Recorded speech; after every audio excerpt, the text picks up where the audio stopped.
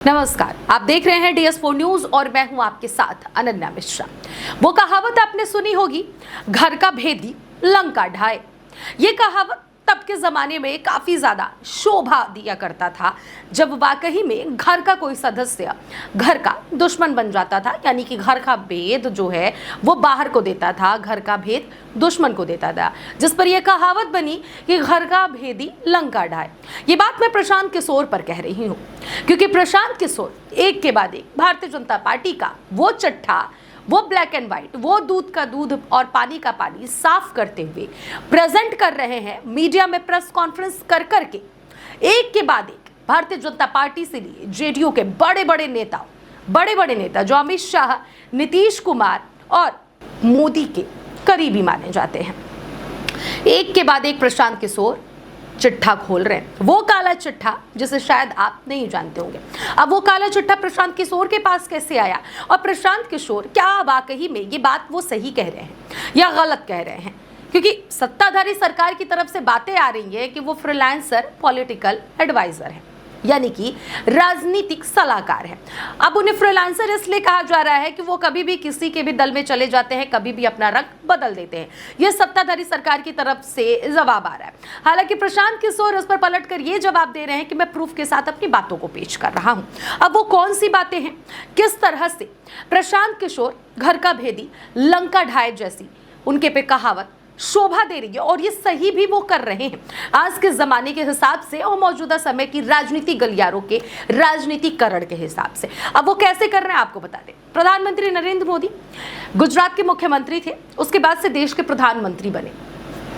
2014 में उन्होंने देश की कमान संभाली, प्रधानमंत्री की कुर्सी पर विराजमान हुए और प्रधानमंत्री की कुर्सी पर उन्हें विराजमान कराने के लिए अगर किसी शख्स का नाम आता है तो वो होता है बीजेपी के चाणक्य अमित शाह, और अमित शाह के बाद अगर किसी का नाम आता है तो वो है प्रशांत किशोर, जिन्हें पीके के नाम से जाना जाता है, जिनकी पार्टी का नाम है जन सुराज पार्टी, जो बिहार में मुख्य पार्टी के रूप में वहां पर लड़ाई लड़ रही है। जहां पर एक तरफ आरजेडी जेडीयू यानी कि एनडीए और इंडिया गठबंधन की लड़ाई है, तो दूसरी तरफ देखा जा रहा है कि प्रशांत किशोर भी मजबूती के साथ जमीनी इस तरह के मुद्दों को उठाकर वहां की जनता के बीच में जा रहे हैं और लड़ाई लड़ रहे हैं। लड़ाई काफी ज्यादा दिलचस्प होने वाला है, क्योंकि ये तो परिणाम आने के बाद पता चलेगा, लेकिन बिहार का जो चुनावी समीकरण है, बिहार की जो राजनीतिक गलियारों में जो हलचल मची हुई है पिछले कई महीनों से लेकर अभी तक, और लगातार अभी मचते हुए नजर आएगी जब तक चुनाव नहीं होता और परिणाम नहीं आ जाता। लेकिन इन सब में भी प्रशांत किशोर काफी ज्यादा हाईलाइटेड है, मीडिया में हमेशा छाए रहते हैं, उनके बयान, उनके प्रूफ और उनकी जो बातें हैं। अब ऐसे में प्रशांत किशोर आपको बताते चले कि उन्होंने बीते दिन सम्राट चौधरी की पोल खोल दी है। बड़ी पोल उन्होंने सम्राट चौधरी की खोली है, जो कि ओबीसी में आते हैं वहां पर बिहार में, और ये माना जाता है कि भारतीय जनता पार्टी में इनके नाम पर बहुत सारे वोट बैंक आ सकते हैं। भारतीय जनता पार्टी के बड़े नेता कहलाते हैं। मुख्यमंत्री के रूप में भी सम्राट चौधरी को देखा जाता है कि अगर नीतीश कुमार नहीं बनेंगे मुख्यमंत्री तो बीजेपी का अपना इकलौता ये कैंडिडेट है, अपना इकलौता ये प्रत्याशी के रूप में से देखा जा सकता है। हालांकि नीतीश कुमार के चेहरे पर ही चुनाव हो रहा है। फिलहाल आपको बता दें कि उन्होंने सम्राट चौधरी जो उप मुख्यमंत्री हैं बिहार के, उनका पोल खोल दिया, और ना सिर्फ उन्हीं का खोला है, दिलीप जायसवाल से लिए संजय जायसवाल तक का उन्होंने पोल खोल दिया है। दिलीप जायसवाल जो भारतीय जनता पार्टी के प्रदेश अध्यक्ष हैं, उनका भी उन्होंने पोल खोला है और सबकी पोल खोलते हुए प्रूफ भी पेश किए हैं। ऐसे में अगर सम्राट चौधरी के मुद्दे पर बातचीत कही जाए तो सम्राट चौधरी का वो पेपर उन्होंने प्रशांत किशोर ने मीडिया के सामने पेश किया है, जिसमें तमाम वो प्रूफ दिख रहे हैं कि वो कितने बड़े गलत व्यक्ति हैं और गुमराह देश की जनता को, प्रदेश की जनता को कर रहे हैं। आपको बताते चले कि प्रशांत किशोर ने यह कहा है कि एक मामले में ये अपने आप को नाबालिग साबित करके जेल से बरी हो गए हैं। उनके उम्र से लिए तमाम उन्होंने एनालिसिस करके अपनी कई पॉइंट्स रखे और उन्होंने साफ तौर पर कहा कि इन्हें बर्खास्त करके नीतीश कुमार इन्हें तुरंत इस पद से हटाए और इन्हें जेल भेजा जाए। यानी कि जिस मामले में, जिस हत्या के मामले में उन्हें जेल भेजा गया था सम्राट चौधरी को, उस मामले को अब प्रशांत किशोर ने पेश किया है, और वो अंदर की बात, जो अंदर की बात है, जो आप, हम और बाहर की दुनिया नहीं जानती है, जो अंदरूनी बात है, जो सिर्फ भारतीय जनता पार्टी के वो करीबी नेता जानते हैं कि प्रशांत किशोर, क्योंकि उस वक्त भारतीय जनता पार्टी और प्रधानमंत्री नरेंद्र मोदी के हितदायक थे, राजनीतिक सलाहकार थे, इसलिए वो सारी बातें जानते, और वो अंदर की बात निकाल के सिर्फ एक पॉइंट लाकर वो सम्राट चौधरी का देश और दुनिया के सामने पेश कर दिए हैं।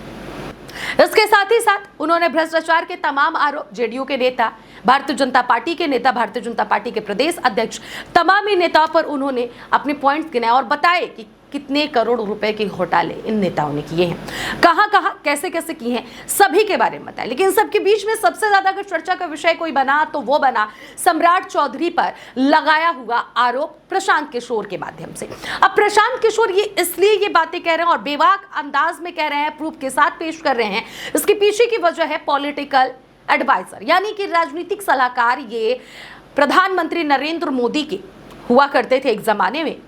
उसके बाद से अब इन्होंने अपनी पार्टी बनाई मजबूती के साथ। अब ये बिहार के चुनाव में कूद पड़े हैं लड़ाई लड़ने के लिए, क्योंकि उस वक्त प्रधानमंत्री नरेंद्र मोदी और अमित शाह को यह लगता था कि अगर प्रशांत किशोर कल को राजनीतिक गलियारों में प्रवेश कर जाते हैं, खुद की पार्टी बना लेते हैं, तो शायद भारतीय जनता पार्टी के नेताओं की धज्जे इस तरह से वो नहीं उड़ाएंगे।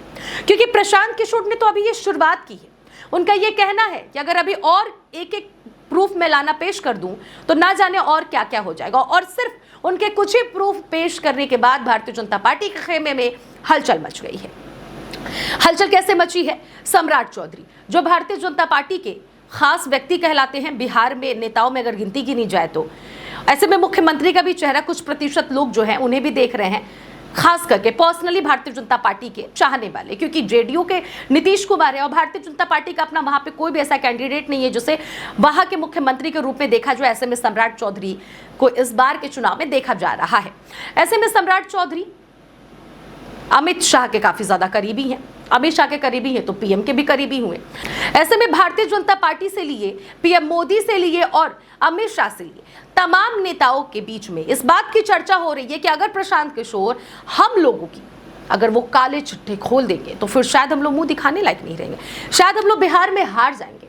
और बिहार में जितना भारतीय जनता पार्टी के लिए बेहद जरूरी है। इसलिए जरूरी है क्योंकि बिहार में इस बार भारतीय जनता पार्टी जीत कर अपनी मजबूती पेश करना चाहती है, क्योंकि बैसाखी की सरकार जो है, बैसाखी की सरकार नीतीश कुमार के बदौलत है और चंद्रबाबू नायडू के बदौलत है। ये बात आप अच्छे से जानते होंगे। जब लोकसभा का चुनाव हुआ था तो विपक्ष ने एक नाम दिया था कि बैसाखी की सरकार है, और ये सच में बैसाखी की सरकार है। ऐसे में बिहार में एनडीए गठबंधन का जीतना काफी ज्यादा जरूरी है। वो अलग बात है कि प्रधानमंत्री मोदी और अमित शाह जितनी मेहनत कर रहे हैं वो रंग लाएगा कि नहीं लाएगा, और ऐसे में नीतीश कुमार जो हैं वो मुख्यमंत्री बनेंगे कि नहीं बनेंगे वो बात की बात है। लेकिन अभी लड़ाई उन्हीं के चेहरे पर हो रही है।